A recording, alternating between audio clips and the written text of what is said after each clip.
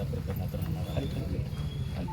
ही घडलेली जी घटना आहे ते अतिशय दुर्दैवी आणि कुठेतरी मला वाटतं की बीड जिल्ह्याच्या जी प्रतिमा आहे त्याला काळीमा फासणारी आहे. आणि एक माणूस साधा आपला कोणाच्या आध्यात नसणारा, मध्यात नसणारा, कधी कुठल्या संस्थेशी नाही, कधी कुठल्या राजकीय गोष्टीशी संलग्न नसणारा, आपला उदरनिर्वाह करणारा साधा सरळ माणूस त्याच्या हॉटेलवरती जेव्हा त्याच्या डोळ्यात देखत एखादी मारामारी होते तो बिचारा सोडवायला जातो. आणि त्याच्यामध्ये असं नाही की रागाच्या भरात कोणी त्याला एखादा बुक्का मारलाय, हातपाय मोडलाय, त्याचा थेट जीव घेण्याचाच प्रयत्नाच्या उद्देशाने त्याच्यावर जो हल्ला झाला ह्याचा कितीही तीव्र शब्दात निषेध केला तरी ते कमीच आहे. आता या प्रकरणामध्ये मुख्यमंत्र्यांनी स्वतः आदेश देऊन SITची पण स्थापना झालेली आहे आणि त्या माध्यमातून कुटुंबाला न्याय मिळेल ही आमची भावना आहे. मी आज यांच्या भेटीसाठी आले म्हणजे या जिल्ह्यामध्ये कधीही कुठलीही दुर्दैवी घटना घडेल आणि गोपीनाथ मुंडे परिवार त्याच्यामध्ये सहभागी झाला नाही असं कधी झालेलं नाही. तर संवेदना माझ्या व्यक्त करण्यासाठी मी त्यांच्याकडे आले आहे. तरी कालच येणार होते मी, पण मला जिल्ह्यात पोचायला काल खूप उशीर झाला त्यामुळे मी काल नाही येऊ शकले.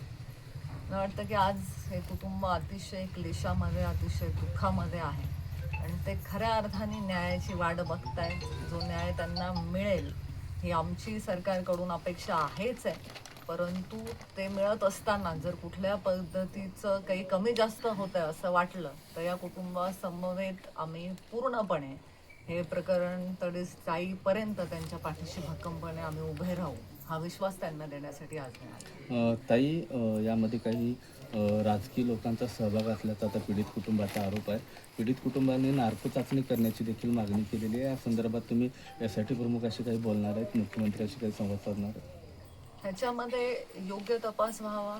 ज्या लोकांची याच्यात इन्व्हॉल्वमेंट असण्याची शक्यता आहे त्या सर्वांवरती कारवाई व्हावी अशी मागणी निश्चितच कुटुंबाची आहे आणि कुटुंबाची जी मागणी आहे त्या मागणीला माझं पूर्ण समर्थन आहे. कारण ज्यांच्या घरातलं इतकं गोड लेकरू त्यांनी गमावलेलं आहे, अगदी तरुण वयाचा मुलगा, तुम्ही बघा त्याचा चेहरा पण इतका विचाराचा निरागस चेहरा आहे, त्यांनी आपला माणूस गमावल्याच्या नंतर ते तर कुठले राजकीय पार्टीचे कार्यकर्ते नाही आहेत की ते विनाकारण कोणाचं नाव गोवण्याचा प्रयत्न करतील असं मला वाटत नाही. त्यामुळे त्यांच्या मनाला शांती मिळेल, त्यांना वाटेल की आमच्या माणसाचा न्याय झाला, यासाठी जे आवश्यक आहे ते करण्याची गरज आहेच आहे आणि त्याला आमचं पूर्ण समर्थन राहणार आहे. कोणाचा सूड उगवावा या भावनेने तर कोणी बसलेलं नाही आहे. मी त्यांच्याशी गेला किती वेळ संवाद साधते.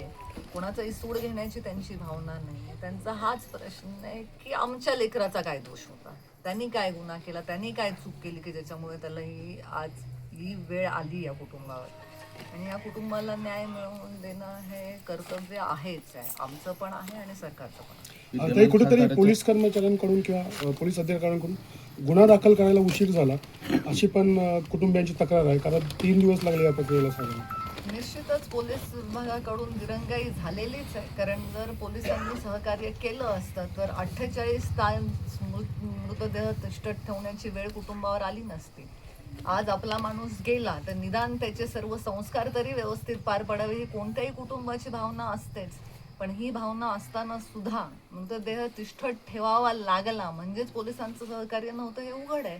त्यामुळे मी कोणावरती बोटं दाखवण्याची गरज नाही आहे. पोलिसांनी ज्या पद्धतीने सुरुवातीला वागलेत त्याच्यावरून त्यांनी दिरंगाई केली हे स्पष्टच आहे. विद्यमान खासदाराच्या मुलाचं नाव येतं पीडित कुटुंब तसं सांगतात, मात्र त्या कुठलाही तपास होताना पाहायला मिळत नाही. तपास यंत्रणांच्या कामामध्ये हस्तक्षेप करण्याचा मला अधिकार नाही. मला जिल्ह्याची लेक म्हणून या कुटुंबाविषयी संवेदना आहे, त्याबद्दल न्याय मिळावा कुटुंबाला हे मागण्याची मला मुभा आहे. आणि लोकशाहीमध्ये जर तो न्याय मिळत नसेल तर त्याच्या विरुद्ध आंदोलन करण्याचाही माझा अधिकार कोणी काढून घेऊ शकत नाही. आणि कोणाचं नाव आलं पाहिजे, घेतलं पाहिजे, नाही घेतलं पाहिजे हे टेक्निकॅलिटी जी आहे या विषयाची त्याच्याशी संबंधित समिती निश्चितच त्याच्यावरती योग्य कारवाई करेल. समिती योग्य कारवाई करत नाही असं जर आढळलं तर मग मात्र आम्ही पूर्ण ताकदीनिशी त्यांना न्याय मिळवून देण्यासाठी रस्त्यावर उतरू. एवढंच मी कुटुंब तुम्हाला सांगेन. सातत्याने बीड जिल्ह्यामध्ये ज्या क्राईमच्या घटना आहेत ते वाढताना दिसत आहेत, कुठंतरी त्या थांबल्या पाहिजे, याच्यासाठी काय आव्हान असणार आहे? आव्हान करण्याची गरज तर आहेच आहे. आता ज्यावेळी मी खासदार होते त्यावेळी काही प्रमाणामध्ये करोनाच्या काळानंतर थोडं गुन्हेगारीचं प्रमाण वाढलं असं जेव्हा जाणवलं, त्यावेळी मी जाऊन एसपींची भेट घेतली. मी त्यांना सांगितलं की आमचे कार्यकर्ते पोलीस मित्र म्हणून तुम्हाला गावोगावी सहकार्य करतील, जर तुमचा स्टाफ कमी पडत असेल तर आम्ही लोकप्रतिनिधी म्हणून तुम्हाला मदत करू. हे मी त्यावेळी माझ्या हातात काही ताकद होती म्हणून मी माझ्यातर्फे मदत केली. आज जर बीड जिल्ह्यामध्ये कायदा सुव्यवस्थेचा बोजावारा उडत असेल तर त्याच्यामध्ये निश्चितच पोलीस प्रशासनाने लक्ष देणं गरजेचं आहे आणि सर्वसामान्य माणसाला त्यांच्या मूलभूत हक्कासाठी रस्त्यावर उतरण्याची वेळ येऊ नये एवढं त्यांनी बघावं. वेळ आलीच तर आम्ही आहेच त्यांच्या खांद्याला खांदा लावून. थँक्यू.